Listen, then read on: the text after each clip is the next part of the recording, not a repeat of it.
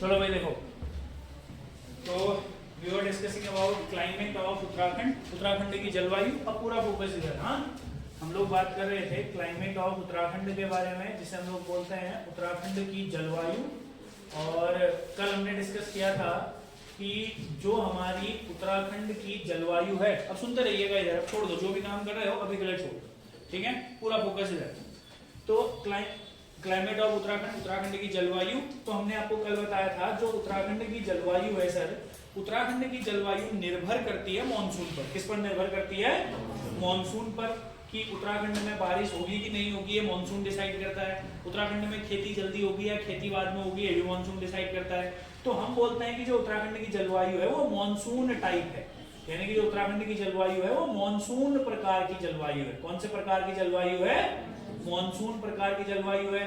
फिर कल हमने डिस्कस किया था कि हमारे यहाँ पर को मॉनसून कैसे आता है, किया था कि नहीं किया था?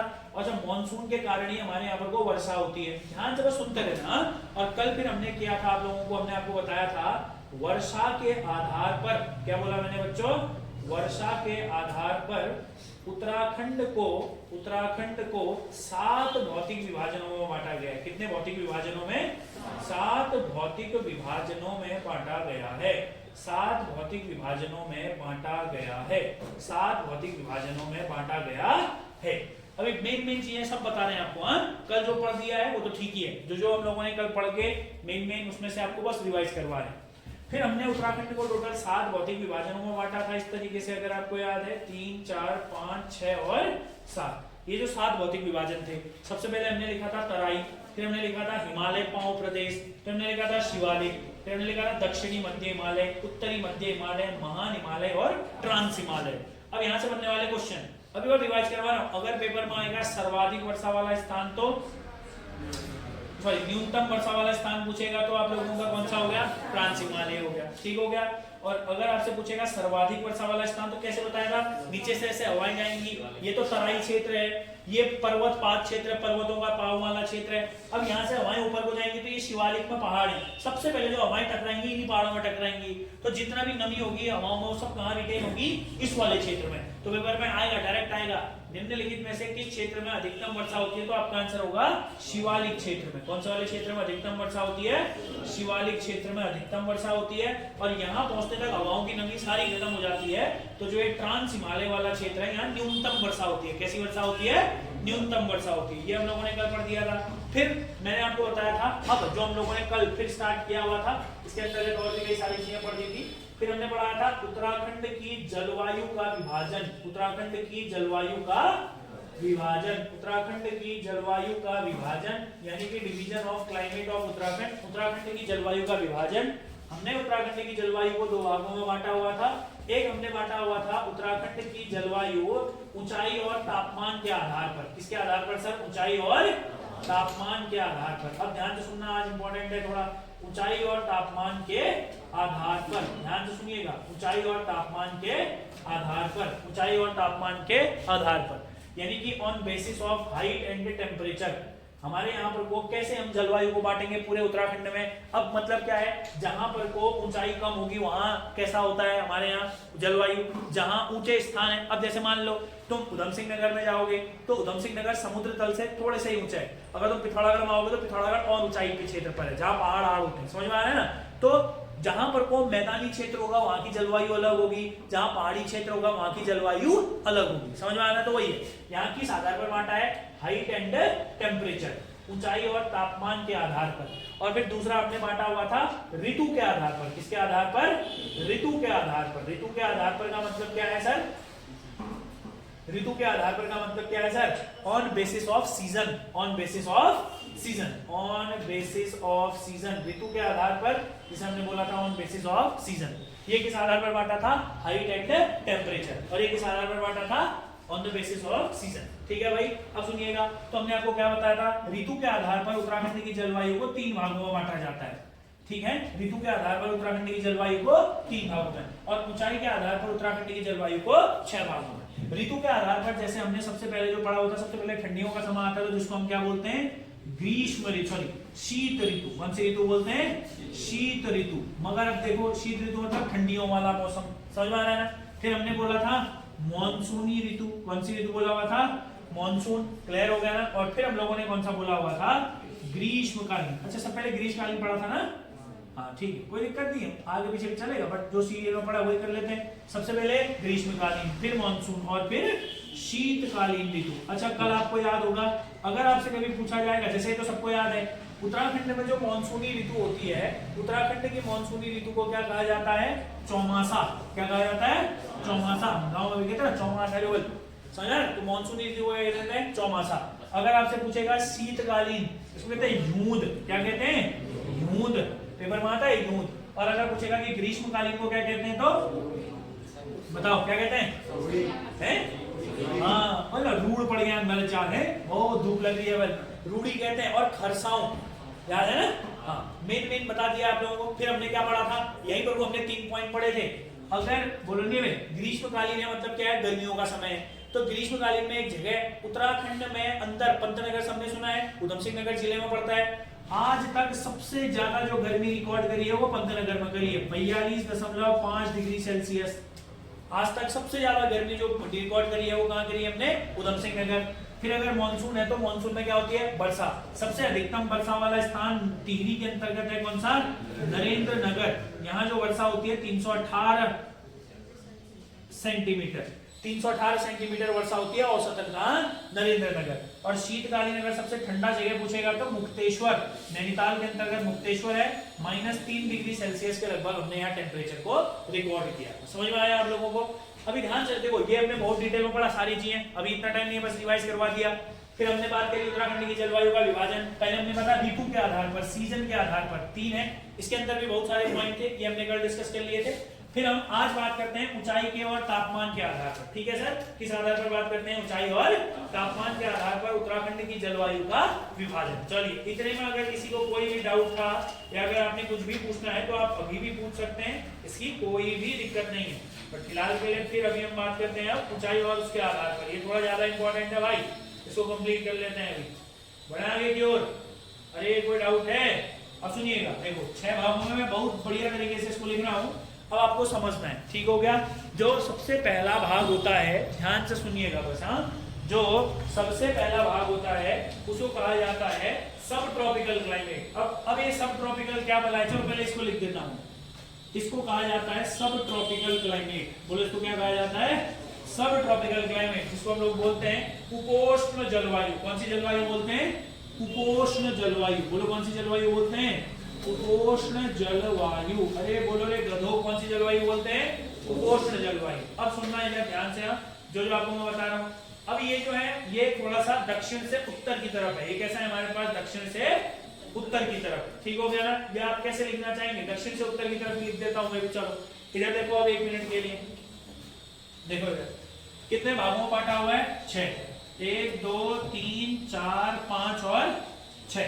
अब सुनना इधर, जब आप उत्तराखंड का मैप देखोगे, उत्तराखंड का जब आप भौतिक विभाजन देखोगे, इसको मैं मिटा देता हूं।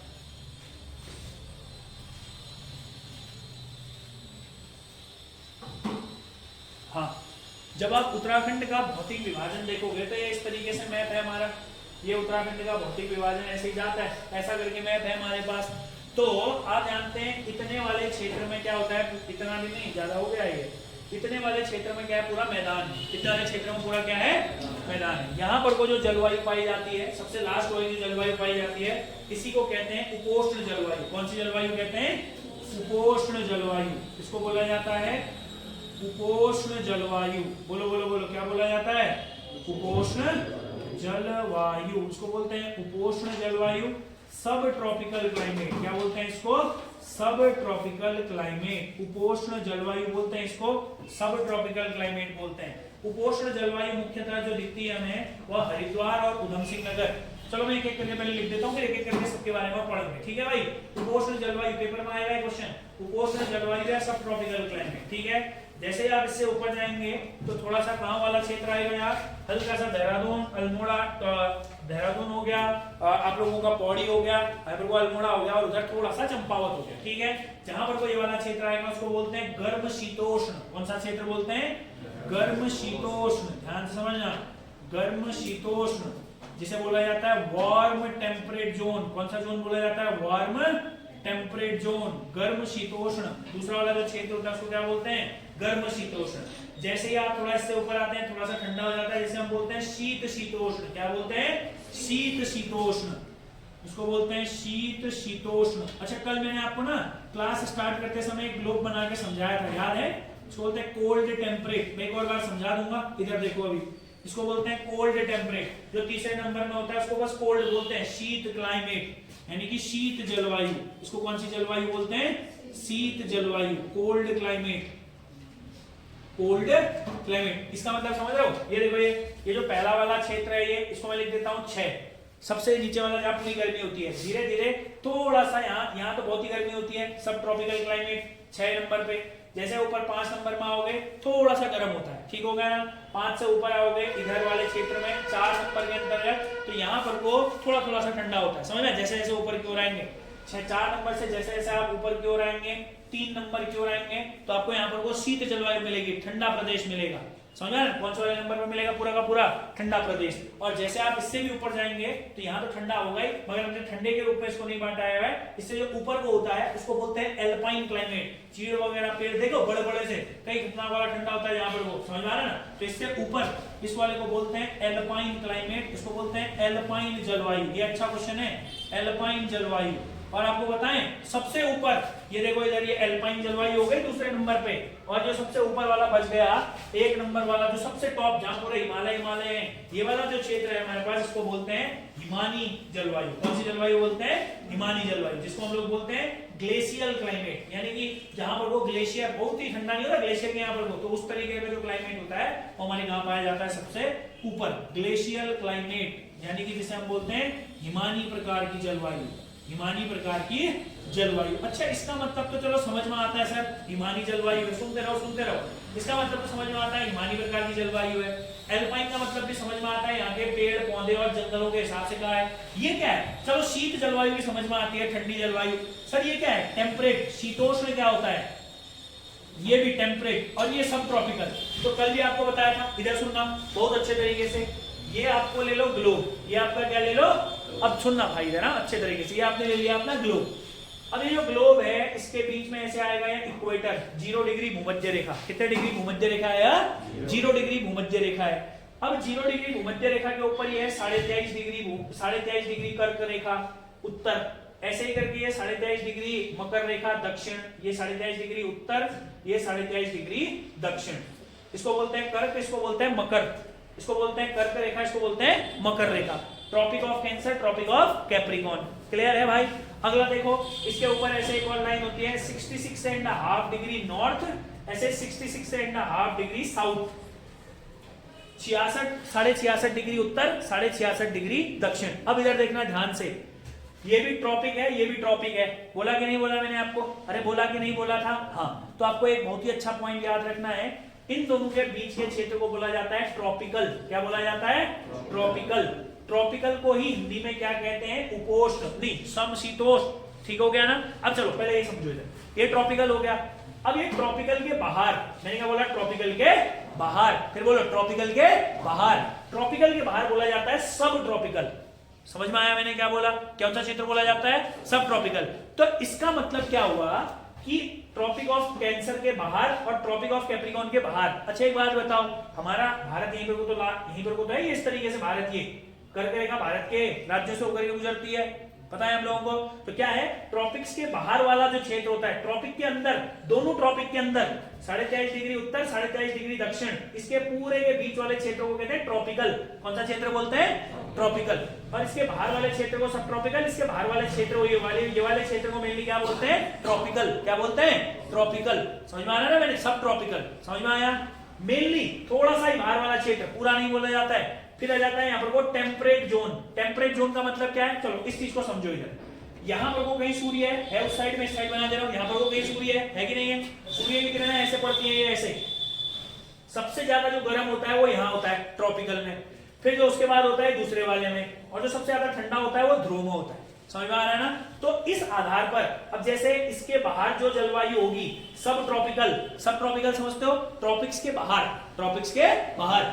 जो ट्रॉपिक के बाहर सब ट्रॉपिकल, उसी को बोलते हैं उपोष्ण। क्या बोलते हैं? उपोष्ण। समझ में आ रहा है ना? तो जो ट्रॉपिक के बाहर जलवायु होगी वही जलवायु उत्तराखंड के कहां पाई जाती है? सबसे दक्षिणतम भाग। अब तुम खुद बताओ, एक बात बताओ, ये पूरा भारत है, सुनना बहुत अच्छे तरीके से, पूरा भारत है, यहाँ पर वो उत्तराखंड है, इसको मैं अभी के लिए अपना वाला इसको मिटा दे रहा हूँ, यहाँ पर वो अपना ये उत्तराखंड है, और यहाँ पर से ऐसे कर्क रेखा गुजर रही है, तो बात तो वही आई ना। कर्क रेखा के अंदर तो कैसा क्लाइमेट हुआ? ट्रॉपिकल हुआ। कर्क रेखा के बाहर कैसा क्लाइमेट हुआ? सब ट्रॉपिकल हुआ। तो इसीलिए जो उत्तराखंड का सबसे ये दक्षिणी भाग है, यहाँ पर को कैसा होता है? सब ट्रॉपिकल। अब यहाँ से ऊपर को जाओ, ये हो गया जहां पर को बढ़िया गर्म होगा, यहाँ पर को थोड़ा कम गर्म होगा, यहाँ ठंडा होगा, यहाँ ठंडा और ठंडा, सबसे ठंडा। समझ में आया? यानी कि कर्क रेखा से ऊपर की ओर जाने में, क्या बोला? कर्क रेखा से ऊपर की ओर जाने में ठंडे प्रदेश बढ़ेंगे। आया समझ में क्या बोला मैंने आपको? समझ में आया? कोई डाउट है? समझ में आया अच्छे से? बस इसको याद रखो, ये इतना भी मत रखो, ये भी यार डिटेल है। ये कर्क रेखा है हमारा, उत्तराखंड कर्क रेखा के नीचे है, ऊपर है, ऊपर है ना, तो ऊपर ऊपर को कर्क रेखा के जितना नजदीक होगा उतना गर्म, जितना दूर दूर दूर दूर जाते रहेगा उतना ठंडा। वही है यहाँ पर को देखो, सबसे पहले क्या है? सब ट्रॉपिकल, ठीक ठाक गर्म, फिर वार्म टेम्परेट, थोड़ा और गर्म, समझ, फिर आ जाए कोल्ड टेम्परेट। समझ में आ रहा है? टेम्परेट में भी दो जोन है, शीतोष्ण में भी कितने क्षेत्र हैं? दो, एक गर्म शीतोष्ण और एक ठंडा शीतोष्ण। नीचे वाला पहले क्या होगा? गर्म, क्योंकि वो कर्क रेखा के क्या होगा? ज्यादा निकट। गर्म के ऊपर ठंडा शीतोष्ण, ठंडे के बाद डायरेक्ट क्या आएगा? शीत शीतोष्ण, फिर एल्पाइन और फिर हिमानी प्रकार की जलवायु। समझ में आया? अच्छे तरीके याद हो गए? चलो लास्ट पन्ना खोलो कॉपी का, बिना देखे इसको लिखो ऐसे साथ, बिना देखे, कोशिश करो बिना देखे, आराम से लिख सकते हो भाई, आराम से लिखो बिना देखे। याद हो गया ना? अभी तक क्या बताया मैंने? फटाफट से बिना देखे लिखो, भले एक बार इसकी टर्मिनोलॉजी याद कर लो बट बिना देखे लिखो। चलो फटाफट, चलो भाई अब एक एक करके इनके बारे में थोड़ा सा समझो। तो इतना याद रखना, कर्क रेखा से ऊपर, कर्क रेखा से ऊपर, कर्क रेखा से जैसे जैसे आप ऊपर ऊपर की ओर जाओगे तो आपको समझ में आने लग जाएगा। ठीक है, चलो अब समझते हैं। सबसे पहले उपोष्ण है, ठीक है ना, सब ट्रॉपिकल टाइप का क्लाइमेट है। अब ध्यान से समझना, चलो ऊपर से ही स्टार्ट कर लेते हैं। जो सबसे ऊपर है हिमानी टाइप की जलवायु, पहला इंपॉर्टेंट क्वेश्चन। यहाँ पर को अब इधर सुनो, ग्लेशियर, इसके अंतर्गत यहाँ लगभग जो तापमान रहता है वो 0 डिग्री सेल्सियस, या यहाँ जो तापमान रहेगा वो निगेटिव यानी कि ऋणात्मक कोई भी होगा। पहला इंपॉर्टेंट पॉइंट समझ में आया? आपसे पूछेगा उत्तराखंड के इस जलवायु विभाजन के अंतर्गत जो तापमान है वह 0 या उससे कम रह सकता है। तो आपको याद रखना है, क्या बोला मैंने आपको? Glacier climate. अच्छा आपसे एक अच्छा क्वेश्चन पूछेगा, अच्छा आपने कभी ना फौजियों को देखा, जैसे मतलब अगर कभी कोई भी ऐसा आर्मी पर्सन है, अगर ऐसे फोटो भी आपने देखी हो तो पूरा हिमालय वाले क्षेत्र में वो एक अलग तरीके का चश्मा पहने रहते हैं, बड़ा सा, देखा है? बर्फ में जाते समय इतना बड़ा चश्मा पहनते हैं। क्यों पहनते हैं चश्मा? आंख खराब नहीं होगी भाई, आंख खराब क्यों नहीं होगी? क्योंकि बर्फ क्या ना बहुत खतरनाक, मतलब पूरा बर्फ है यहाँ से वहां तक, आंखें चमकेंगी नहीं चमकेंगी, है ना? मतलब क्या है ना, जैसे ही सूर्य की किरणें बर्फ पर पड़ेंगी तो खतरनाक तरीके से आंखों में इफेक्ट करते हैं। इसी को, इस फिनोमेना को कहा जाता है सन स्ट्रोक। क्या कहा जाता है? Sun stroke. तो याद रखना है यही, ये जो हिमानी प्रकार की जलवायु वाला क्षेत्र होता है यहाँ पर को सन स्ट्रोक आने का खतरा रहता है। यहाँ पर को सन स्ट्रोक आते हैं, यानी कि सूर्य की किरणों का परावर्तन, reflection of sunrays. Sun stroke मतलब क्या हुआ? Reflection of sunrays, reflection of sunrays, सूर्य की किरणों का परावर्तन, और इससे दिक्कत है। ठीक हो गया? तो आपको याद रखना है परावर्तन कहां से होगा? सूर्य की किरणों से होगा। सूर्य की किरणों से किससे होगा? बर्फ से होगा। किससे होगा भाई?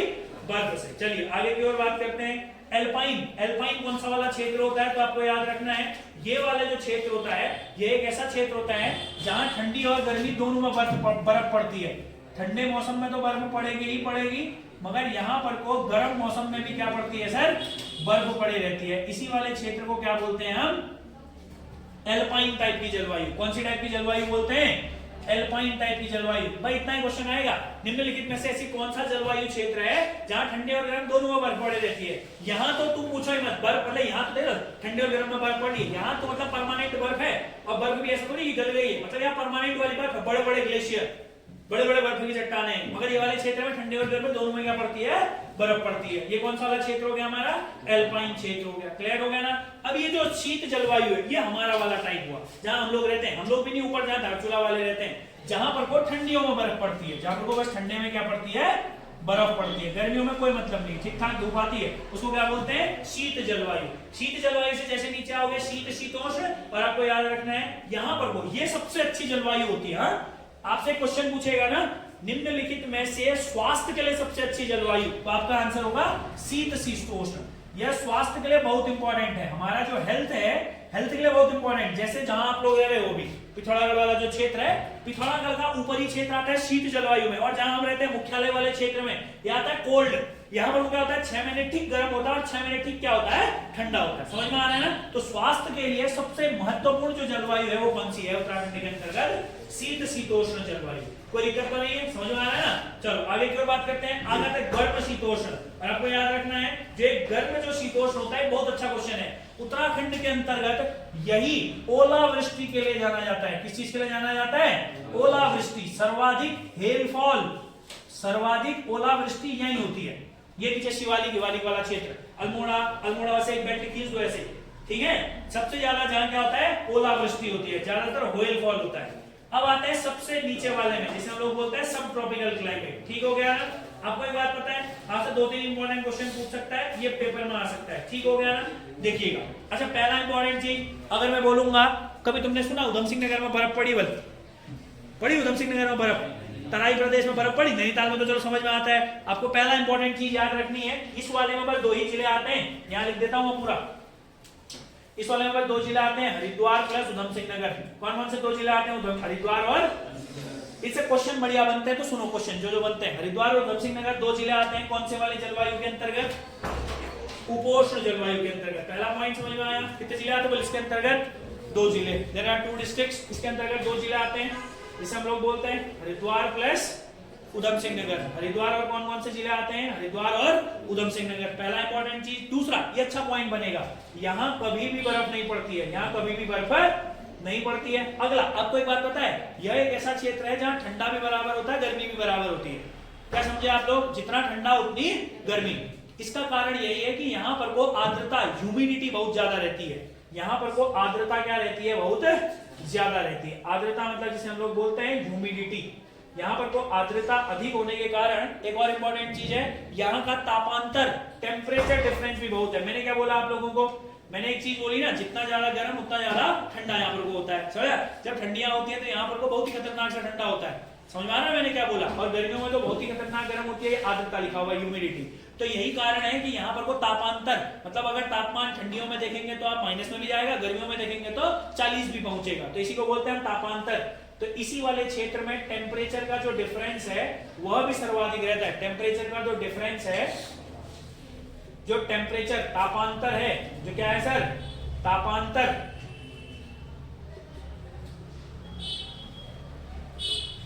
जो यहाँ पर को तापांतर है वो भी क्या है? बहुत ही अधिक है। जो यहाँ टेम्परेचर डिफरेंस है वो भी क्या है? बहुत ही अधिक है। बताओ, हरिद्वार उधम सिंह नगर बिल्कुल बर्फ नहीं पड़ेगी, आर्द्रता ज्यादा होगी, और यहाँ पर जो तापांतर है वो सबसे क्या है? अधिक। देख लीजिए। और एक और अच्छा क्वेश्चन ये आएगा पेपर में, यहाँ की सबसे महत्वपूर्ण वनस्पति है साल। वैसे तो आप वनस्पति कटिबंध पढ़ोगे अभी, हाँ, ऐसे ही करके जैसे हमने जलवायु के हिसाब से बांटा है ना नीचे से ऊपर को, ऐसे अभी हम बांटेंगे वनस्पति के हिसाब से। कहाँ कहाँ कौन कौन सी वनस्पतियां पाई जाएंगी? वेजिटेशन। अरे गधो, समझ में आया क्या है यार? अब बताओ, जलवायु में अगर किसी को कोई डाउट है, जलवायु चैप्टर आपका कंप्लीट हुआ। अब हम इसमें प्राकृतिक वनस्पतियां और औषधियां वगैरह वगैरह पढ़ेंगे। समझ में आ गया? अच्छे तरीके से आया?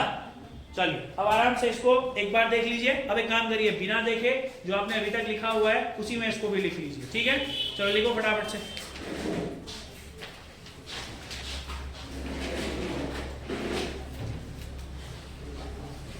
हाँ, चलो देखो देखो देखो, एक कंफ्यूजन है, हाँ, इसको क्लियर कर लो। कंफ्यूजन क्या मतलब? इसमें एक और चीज आप लोग नोट कर लो कि कितनी ऊंचाई से लेकर के कितनी ऊंचाई तक कौन से प्रकार का क्या होता है हमारे पास?